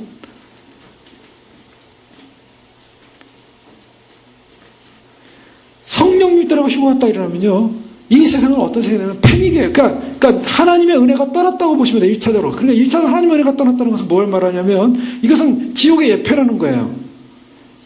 자, 인간 안에는 도덕성이 점점 타락하기 시작합니다. 왜? 악한 영들이 들어오기 때문에. 악한 영들이 지옥에서 다 올라온다고 성경 말하고 있잖아요. 지옥에서 올라와요. 위에 있는 공중군 사람들이 땅으로 떨어져요. 이 땅이 지옥에 우글우글합니다. 마귀가 우글우글합니다. 왜요? 홍수 심판 때 위에 있는 물이 위에 있는 창이 터지면서 물이 쏟아졌어요. 밑에 있는 창수가 쏟아지면서 밑에도 올라왔어요. 인간이 어떻게 감당할 수 없는 홍수가, 인간 어느 정도 살 수 없는 길, 땅 속에서도 살 수 없고 하늘로도 못 올라가는 그 하늘과 땅에서 이 물이 샌드위치로 내려오면서 인간을 다 죽여버렸다고요.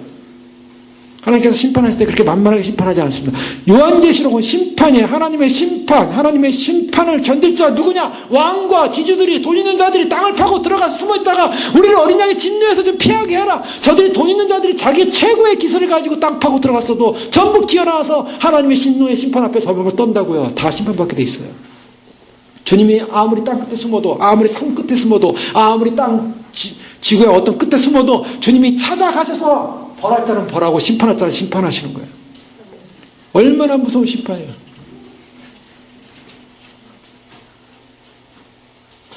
왜 사람들이 주님 오심을 기다리지 않느냐? 하나님을 두려워하지 않는 거예요.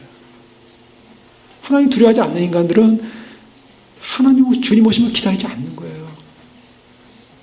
더 환난 통과하면 되지. 본인 생각이죠. 본인이 그런 생각으로 영생해 보라 그래요. 내가 영생하면 되지. 내가 천국 가면 되지. 내가 천국 올라가면 되지. 사다리 갖고 한번 올라가 보세요. 올라가지나. 어디까지 올라갈 수 있나. 자기 생각이에요. 그 자기 생각, 그것을 하나님께서 밟아버린다는 거예요. 그러니까 인간이 하나님 앞에서 겸손해지고 하나님 앞에 두려워지고 하나님을 정말 하나님 되게 여긴다면, 여길 수만 있다면, 그럼 하나님의 말씀을 그대로 믿고 순종하고 기다리고 그 순수한 마음, 그것이 바로 하나님을 하나님으로 인정하는 길입니다. 주님이 왜 진노하시는가? 바로 그 진노를 통해서 하나님이 그런 분이라는 사실을 사람들에게 알린다는 거예요. 다윗은 시편 7편 12편에 사람이 회개치 아니하면 저가 그 칼을 가시며 그 활을 이미 당기어 예비하셨도다. 죽일 기계를 또한 예비하시며 그 만든 살은 화전이로다. 하나님이 얼마나 무서운 분이냐면 사람이 회개치 아니하면 칼을 갈고 계신다는 거예요. 그리고 활을 당겨 이미 예비했다는 거예요. 그 활이 손을 놓는 순간 화살은 바로 인간의 심장을 뚫고 심판받게 돼 있어요. 죽일 기계를 예비하시며 주님께서 죽일 기를 예비해 놓으셨대요. 어떤 사람을 위하여? 회개치 않는 사람을 위하여. 로마서 2장 5절에 다만 내 고집과 회개치 않는 마음을 따라 진노에나 하나님의 의로우신 판단이 나타나는 그날에 임할 진노를 내게 쌓는도다. 주님께서 그 완벽한 진노를 쏟아놓으실 때 하나님의 진노는 불의한 진노도 아니고 하나님의 진노는 불완전한 진노도 아니고 하나님이 진노하시는 진노는 완전한 진노예요. 그 완전한 진노를 받는 사람들은 그 완전한 진노를 피할 길이 없다는 거예요. 그런 하나님의 진노를 안다면, 그 진노를 인식한다면 우리가 하나님의 진노의 대상에 들어가서는 안 되는 것입니다. 그것이 중요한 거예요. 주님이 그걸 알려주는 거예요. 지금 왜 하나님이 진노하신 분인가를 알려주는가? 하나님을 하나님 되게 여기지 못하면 진노의 대상에 들어간다는 거예요. 그 때문에 지금 지뢰밭이 있다는 걸 알려주는 거예요. 이것으로 가면 진노받는다. 이것으로 가면 진노받는다. 그러니 그 길을 피해서 살 길로 가라는 걸 알려주는 겁니다. 그것이 하나님을 아는 사람이 받는 영생의 길이에요. 하나님은 그냥 그 하나님의 진노 가운데는요, 하나님의 진노는 여러 다양성을 갖고 있어요. 히브리 말로 하라라는 표현이 있는데, 이것은 바알볼 사건 때 이스라엘이 그 미디안 그 발람에 의해서 그 발락 그 모압 왕이 이스라엘 백성을 바알볼로 그 유혹을 하잖아요. 그 여인들을 유혹해서, 창녀들을 유혹해서 이스라엘 타락시킵니다. 그때 하나님께서 바알볼에 속한 자들을 심판하실 때 그때 진노하는 진노를 하라라는 표현을 쓰고 있어요. 불이 타오른다, 열이 오른다. 그 노를 바라는데요. 그 노가 굉장히 불타오르는 화래요. 또 하론이라는 말을 쓰기도 하는데요. 이것은 이스라엘 백성들이 모세가 시내산에서 율법 받고 있을 때 밑에서 송아지 만들어가지고 이것이 우리를 인도한 신이다라고 막 좋아할 때 그때 하나님께서 발한 화가 송아지로 인해서 부험하는데 하나님이 저들을 나의 신이라 하면서 그때 하나님께서 부패하였더라고 할 때 이 하론이라는 말을 쓰고 있습니다. 카자프라는 말도 있는데 이 말은 이방 나라가 이스라엘을 칠 때 이스라엘을 국류를 베풀잖아요. 하나님은 이스라엘은 하나님의 백성을 칠 때 그 치는 도구들을 이방 나라로 사용했거든요. 근데 이방 나라 사람들이 이스라엘을 치면서 국류를 베풀지 않고 너무나 잔혹하게 치니까 하나님께서 이스라엘을 친 그 이방 나라를 나중에 다 심판합니다. 그러니까 요한계시록도 그대로 나와요. 요한계시록도 나팔장까지 보면은 어떤 사건이 일어나냐면 믿는 사람들이 순교하는 사건이 일어나죠. 근데 그 순교를 시키는 주체가 누굽니까? 적그리스도예요. 적그리스도와 함께한 존재들이 순교를 시키는 목배죠. 크리스찬들이 다 이제 남아있는 크리스찬들이 목배임을 당하면서 끝까지 믿음을 지켜야 되잖아요. 그런데 그 다음에 나오는 심판, 대접재앙은 뭐냐면 크리스찬들을 죽였던, 그래서 남아있던 성도들을 핍박했던 그 자들에 대한 하나님이 심판하십니다. 그것이 대대적인 전지구적인 심판이에요. 그 대접재앙이 쏟아지는 심판은요, 크리스찬들을 핍박했던 자들에 대한 심판이에요. 하나님 심판은 항상 이 루트예요. 그래서 성도들이 잘못한 거에 성도들이 잘못에 대한 죄값을 치러요, 성도들은. 그러나 그 성도들이 죄값을 치르는데 도구로 사용되었던 자들에 대한 하나님의 전체적인 전멸이랍니다. 그래서 그 아수르, 바벨론 이런 나라들이 전부 전멸하는 거예요. 거기 살아날 수가 없어요. 이스라엘은 나중에 살아나잖아요. 이스라엘은. 근데 다른 나라들은 다 죽는 거예요. 완전히 살아날 수가 없어요. 그러니까 그게 하나님의 심판인데 그런 심판, 하나님께서 이방 나라들이 믿는 자들을 심판할 때 긍휼을 베푸지 않은 심판을 했을 때 하는 심판을 카자프라 그래요. 여러 가지 의미들이 있어요. 이스라엘이 이방 나라들에 가서 이방 나라들의 성기로 우상을 섬기는 간음했다 그럽니다. 이 간음했을 때 하나님이 이 간음한 이스라엘 향하여 분노하는 걸 해마라 그래요. 또 진리를 거스르는 것에 대한 심판은 하나님의 심판은 여러 가지 그 의미를 담고 있어요. 그 언어 속에서. 그래서 단순한 천편일률적인 심판, 그냥 동일한 심판이 아니라 그때 그 도덕 상황, 그 상황에 맞춰서 심판을 하세요. 그런데요, 이 심판은 누가 받는가? 이 심판은 결국 사람 스스로가 선택한 거예요. 성경이 뭐라고 하냐면 요한복음 3장 18절에 보면 정죄는 이것이니까 빛이 세상에 왔을 때 사람들이 자기 행위가 악함으로 빛보다 어둠을 더 사랑하는 것이니라. 빛이 세상에 왔는데 사람들이 그 빛보다 어둠을 더 사랑했대요. 결국은 뭐냐? 성경은 뭐냐? 마태복음 11장 28절에 내게로 오라. 나의 멍에를 메고 매우 배우라. 이렇게 하나님께서 초청을 했어요. 초청을 했는데 그 초청에 대한 부르심에 대한 반응을 하는 인간들이 어떻게 반응했습니까? 반응을 제대로 하지 않았어요. 그때 오는 것은 하나님의 심판이라는 거예요. 결국 하나님이 진노하시는 그 진노는 누구 때문에 생기느냐? 하나님 때문에 생기는 것이 아니라 인간 때문에 생기는 인간 존재의 문제였어요. 인간 존재가 잘못했기 때문에 심판을 받는 거예요. 성경은 항상 이 부분을 강조하고 있어요. 예수님께서 자기 생명을 잃는 자는 얻을 것이라 했는데 자기를 위하여 자기 생명을 찾는 자는 잃어버린다고 얘기하고 있어요. 자, 이것이 뭡니까? 예수님이 요구하는 것은 생명을 그리스도께 양도해라 라고 얘기했어요. 그리스도를 위해 생명을 바치라. 그리스도를 위한 삶을 살아라. 그러면 너희가 생명을 얻을 것이다. 그런데 너희가 너희를 위한 인생을 살고 너의 생명을 너가 스스로 얻기 위해서 산다면 너는 생명을 잃어버릴 것이다. 이것이 성경이 말하는 거예요. 누구를 위한 인생이냐는 거예요. 누구를 위한 인생? 나의 인생은 그리스도를 위한 인생, 그리스도 나라를 위한 인생, 하나님 나라를 위한 인생으로 내가 내 생명을 양도합니다. 주님 것입니다. 이럴 때 이 생명이 산다는 거예요. 그런데 내가 주님 것이 아니고 내 것은 내 것입니다. 내가 내 생명 살겠습니다. 내 길 가겠습니다. 하는 사람은 죽는다는 거예요. 이것이 간단한 원리입니다. 성경.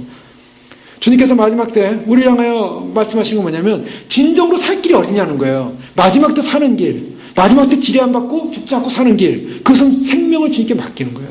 우리의 삶을 주님께 맡기는 것입니다. 우리가 어디로 피하는, 사람들이 그래요. 여러 가지 환란이 오니까 환란 때 이 피난처, 저 피난처, 여기 가자, 저기 가자 그러는데요. 그 믿지 마시죠. 다 거짓말이에요. 그 인간이 만드는 피난처는요, 그 살 길이 아니에요. 거기 가면은 별 문제 없는 줄 아세요? 아니에요. 하나님이 쫓아가서 죽인다 그랬어요. 그런 인간들은. 어디냐? 우리의 피난처는 바로 그리스도 안에 있습니다. 그 그리스도를 의지하고 그리스도를 바라보고 그리스도 안에 있는 사람이 진정한 생명. 내가 여기서 죽더라도 내가 주님 신뢰하고 주님 바라보고 주님 믿고 주님 모습 소망하고 주님과 함께 동행하다가 주님 오시는 것 신뢰합니다라는 사람이 사는 거예요. 내가 살기 위해서 내가 어떻게 해야 되나? 내가 뭘 어떻게 합니까? 어떻게 해? 내 지식과 내 지혜가 어디로 뭘 어떻게 하겠다는 거예요? 그거 없습니다. 하나님이 여기 있기에 존재하는 이유가 있다고 저는 믿기 때문입니다. 하나님께서 미션을 주시고 말씀을 주시고 그래서 그 미션을 주시고 말씀을 주셨다면 그곳에 있는 거예요. 그곳에 있는 것이 피난처입니다. 어디 가서 어디로 가고 어디로 가면 거기가 피난처인 줄 아세요? 아니에요. 많은 사람들이 예수님 오신다 그럴 때 예전에 보면요, 어디 모여가지고 산에 가서 이렇게 흰 옷 입고 있어요. 뭐 주님 맞이한다. 그래가지고 실제로 올라가서 이렇게 흰 옷 입고 있었어요. 흰 옷. 휴가 되려고. 맞습니까? 내가 주님 오심 믿고 준비하고 그래서 정말 내 마음에 내가 겉으로 흰 옷 입고 있으면 뭐야? 속은 새카만데요. 내 속이 깨끗해야죠. 그래서 주님 앞에서 날마다 회개하는 거예요. 회개하고 정결케 되고 주님이 우리에게 의의 세마포를 입혀줘야지 내가 입으면 뭐야? 물론 그렇다고 뭐 우리가 그 마음의 중심이 헛되고 그냥 가정되게 그렇게 흰 옷을 입었다고 생각하지는 않아요. 그래도 소원하는 마음이 있었기 때문에 그렇게 한 거겠죠. 그러나 본질을 놓쳐서는 안 된다는 거예요. 본질을. 자, 진정한 피난처가 어딘가? 진정한 피난처는 주님 말씀하시기를 주님이 어떠한 곳이냐를 말하고 있지 않고요. 너희가 어떠한 가치관을 갖느냐. 주를 위하여 목숨을 바칠 각오가 돼 있느냐. 그 자는 산다는 거예요. 네. 내가 오늘을 살더라도 오늘을 이 땅을 삽니다. 오늘 주님 오심을 준비합니다. 근데 내 마음이 주를 위하여, 주님의 나라를 위하여, 주님의 영광을 위하여, 주님의 나라, 주님의 교회, 주님이 세우시는 영광스러운 그곳을 향하여 내가 믿음으로 헌신하며 내가 내 인생을 드립니다. 라고 할 때 주님이 살리신다는 거예요. 그런데 중요한 것은요, 분명히 주님 말씀하셨어요. 예수님의 생명을 이름으로 생명을 찾을 것이다. 마태복음 16장 24절에 위하여 분명히 말씀. 자기를 부인하고 자기 십자가를 지면 주님께서 그 삶을 잃는 것이 아니라 생명을 잃는 것이 아니라 생명을 얻게 할 것이다. 결국 생명을 잃어버린다는 것은 어떤 사람은 생명을 잃어버려요. 생명을 잃어버린다는 것은요, 성경에서 쉽게 얘기했지. 이것을 좀 더 구체하면 게헨나. 마가복음 9장 47절에 보면 게헨나입니다. 쓰레기를 태우는 곳이에요. 예루살렘 바깥 골짜기를 게헨나라는데 바로 지옥불을 말하고 있어요. 죽지 않는 구더기. 마가복음 9장 48절에 죽지 않는 구더기. 자, 하나님이 진노하시는 이유를 우리가 생각해 보면 하나님께서 사랑이 큰 만큼, 하나님의 사랑이 높은 만큼 진노도 큰 겁니다. 그러니까 하나님의 사랑과 진노는 밸런스라 그랬어요. 하나님의 사랑이 얼마나 큰가. 그 아들 주위까지, 독생자를 주위까지 오신 사랑이었어요. 그렇기 때문에 그 아들 독생자를 거절하고 독생자에 대한 믿음을 신뢰하지 않고 독생자가 오시는 것을 기대하지 않고 기뻐하지 않고 그 독생자의 그 사랑, 주님께서 오셔서 이루실 영광스러운 통치 나라를 소망하지 않는 사람들은 그만큼 진노가 큰 거예요. 많은 크리스찬들이, 많은 사람들이 마지막 시대 살면서 주님 오심을 기다리지 않는다는 게 이건 넌센스입니다.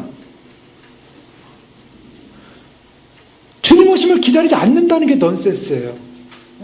주님을 사랑한다며요. 주님을 위해 인생을 살았다며요. 주님을 위해 목숨을 걸고 살았다며요. 주님을 위해 뭐 선교도 하고 복음도 전하고 뭐도 하고 다 했다며요. 근데 왜 주님 오심을 안 믿어요? 이 넌센스에 말도 안 되는 얘기예요. 주님과 상관없는 인생 산 거예요. 주님과 상관없는 인생.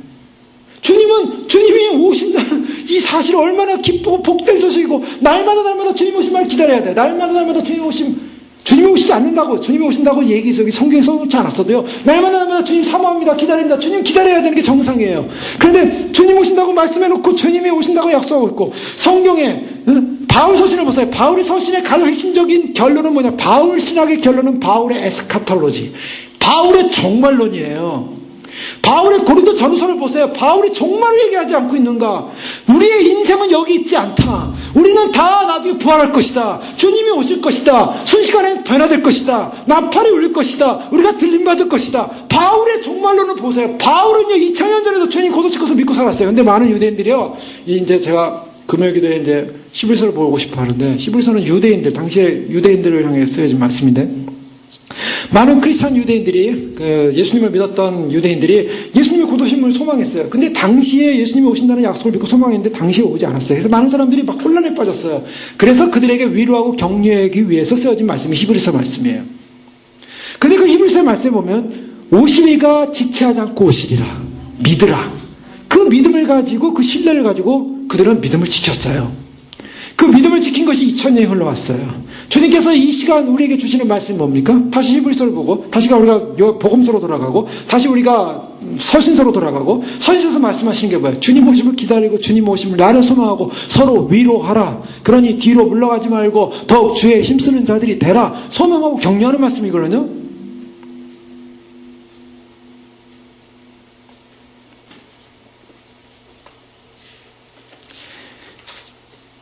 반하우스라는 주석가는 이런 얘기를 했습니다. 하나님은 철을 녹여서 망치 대가리와 못을 만들 수 있는 명석한 두뇌를 사람들에게 주셨습니다. 하나님은 나무를 키우셨고 사람들에게 그 나무를 자를 수 있는 힘을 주셨습니다.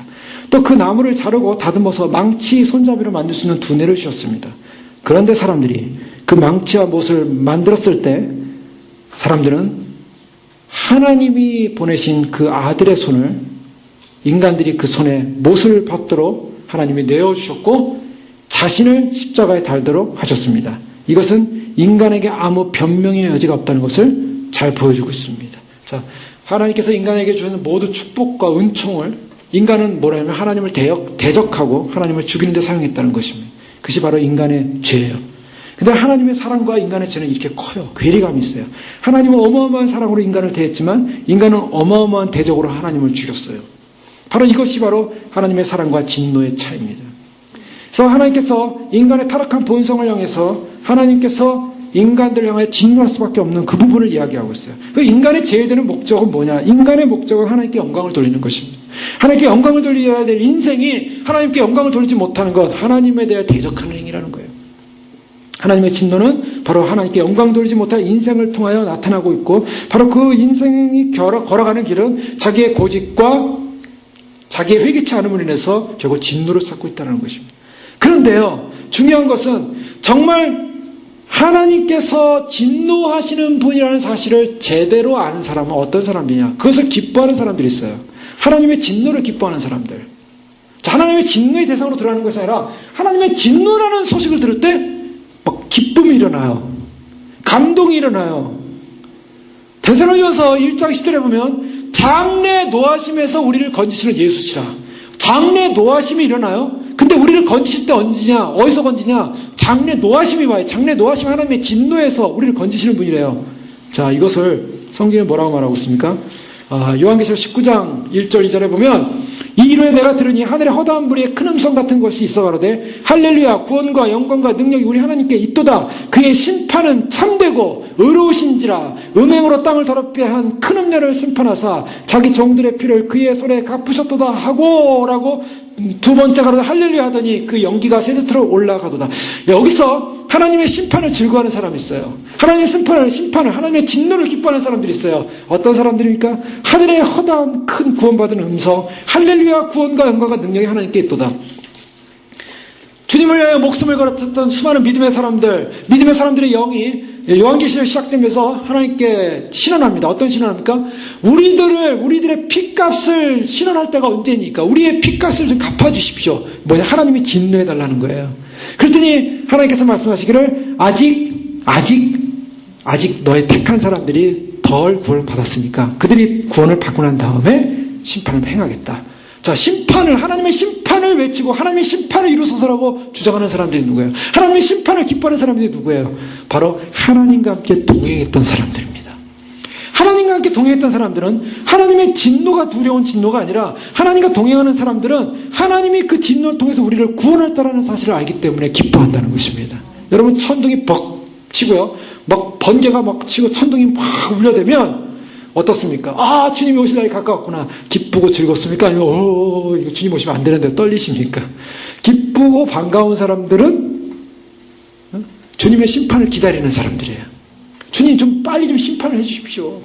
여러분 어떻습니까? 속에서 빨리 좀 심판이 왔으면 좋겠다. 막 하나님의 심판이 빨리 왔으면 좋겠습니까? 아니면 심판이 좀 멀어졌으면 좋겠습니까? 하나님의 심판을 기다리십니까? 안 기다리십니까?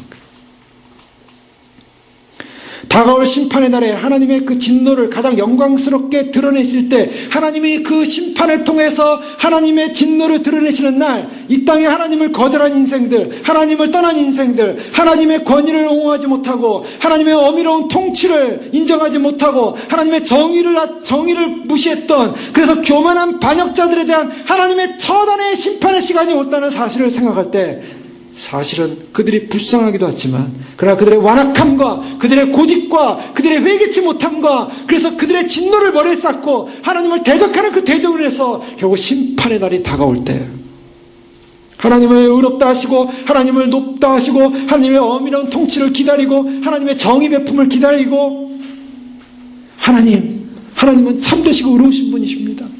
그래서 하나님을 소망하고 하나님을 바라본 사람들은 하나님의 심판을 이루소서. 하나님의 심판은 정의롭습니다. 로마 3장 24절 이하에 그리스도 예수 안에 있는 구속으로 말미암아 하나님의 은혜로 값없이 의롭다 하심을 얻은 자 되었느니라. 자, 무슨 말입니까? 자, 우리의 심판의 면함은 우리의 의에 있지 않습니다. 우리는 절대적으로 주님을 신뢰합니다. 그래서 주님의 의 가운데, 주님의 십자가 안에 머무는 사람이 결국에는 그 심판을 면하게 될 것입니다. 그래서 주님의 십자가 안에 머물고 주님의 의 안에 머물고 우리가 그 의와 함께 믿음으로 살아야 되고 의와 함께 동행을 해야 됩니다. 조나단 에드워드는 계속 얘기해요. 남녀노소 막론하고 그리스도 밖에 있는 모든 자, 그리고 지옥의 구덩이에 매달려 있는 모든 자는 이제 하나님의 말씀과 섭리가 큰 소리로 말하는 것에 귀를 기울이라. 깨어 다가올 진노를 피하라. 깨어 다가올 진노를 피하라. 성경은 뭐라고 말하고 있냐면 우리로 하여금 하나님은 진노는 반드시 올 것이고 심판은 임할 것입니다. 우리가 원하든 원치 않든 심판은 임할 것입니다. 인간들이 인정하든 인정하지 않든 심판을 임해서 하나님의 공의와 하나님의 그 주권과 하나님의 계획에 대항했던 모든 자들을 심판할 것입니다. 자기의 의를 가지고 자기의 의를 높이고 자기 의대로 살아왔던 자기의 계획대로 살아왔던 그 모든 인생들을 심판할 것입니다. 그러나 하나님 앞에 하나님의 그 심판을 바라보면서 하나님의 그 심판이 이루어지길 소망하면서 믿음으로 하나님 말씀 앞에 순종하길 원했던 사람에게 하나님 구원이 임할 텐데 바로 그 진노를 피하기 위해서 오늘 예배하는 것입니다. 누가복음 21장 34절 예배는 너희는 스스로 조심하라. 그렇지 않으면 방탕함과 술취함과 생활의 염려로 마음이 둔하여지고 뜻밖의 그날이 너에게 덕과 같이 말이니 이날은 온 지구상에 거하는 모든 사람에게 이 말이라. 이러므로 너희는 장차올 이 모든 일을 피하고 능히 피하고 인자 앞에 서도록 항상 기도하며 깨어있으라. 우리가 잘 알고 있는 말씀, 주님께서 누가복음 21장을 통해서 앞으로 올 환난과 심판에 대한 예고를 하셨습니다. 그런데요, 주님이 모든 이 온 지구상에 거하는 모든 사람에게, 온 지구상에 거하는 모든 사람에게 임할 그 심판, 뜻밖의 그날이 너에게 덕과 같이 임할 그 심판의 날이 임할 텐데 너희는 장차올 이 모든 일을 능히 피하고 인자 앞에 서도록 깨어 기도하라. 그리스도께로 도망가라는 것입니다. 그리스도께로 가라는 것입니다. 그에게 피하라는 것입니다. 그에게 기도하라는 것입니다. 심판의 맷돌은 천천히 돌 것 같지만 그러나 작은 지 하나까지도 남김없이 다 부숴버릴 것입니다. 주님께서는 주님이 심판하는 날, 지금은 심판을 보류하고 있기 때문에 인간들이 호흡하며 살고 있고 인간들이 죄를 지어도 불의를 행하도 하나님을 대적해도 하나님을 불신해도 그들은 살아있는 것 같지만 그러나 주님이 심판하는 그날, 주님이 오시는 그날에 주님의 믿음 안에서 말씀 안에서 진리 안에 숨어있고 그 피난처 안에 머물러 있지 않은 모든 자들은 그 죄 하나하나까지도 다 주님께서 계산하시면서 심판하실 것입니다. 그러니 주님 앞에 마태복음 3장 7절 8절에 임박한 진노를 피하라 라는 이 메시지 다음에 세례 요한은 회개에 합당한 열매를 맺고 임박한 진노를 피하라고 말씀하고 있습니다. 우리가 회개하는 이유는 바로 거기 있습니다. 우리가 회개해야 될 이유는 바로 거기 있습니다. 우리가 그 진노의 대상에 들어가지 않고 진정으로 우리가 주님의 그 피난처 안에 들어가서 주님께서 우리를 구원하시고 보호하시고 우리를 지키신다는 그 확신과 믿음 속에서 우리가 믿음으로 나아갈 때 주님 안에 우리의 우리의 삶, 우리의 모든 것을 주 앞에 드리면서 주님만이 우리의 주권자이시고 우리의 모든 것입니다. 주님의 주인을 인정하고 주님의 주되심을 인정하고 주의 오심을 소망하면서 그날을 알고 그날을 소망하는 백성이 그렇게 믿음으로 준비하며 살아갈 때 주님이 오시는 날, 그날이 심판의 날이 아니라 구원의 날이 될 줄로 믿습니다. 우리는 그날을 준비하는 것입니다. 임박한 진노를 피하라. 주님께서 우리에게 밟아서 죽을 지뢰밭을 지도를 주셨고 피하게 알려주셨습니다. 피하라고 말씀하셨어요. 그리고 장차올 이 모든 일을 능히 피하고 인자 앞에 서도록 기도하라. 비겁해서 피하는 게 아닙니다. 하나님께서 주신 구원의 길이기 때문에 그 길 안에 들어가는 것입니다.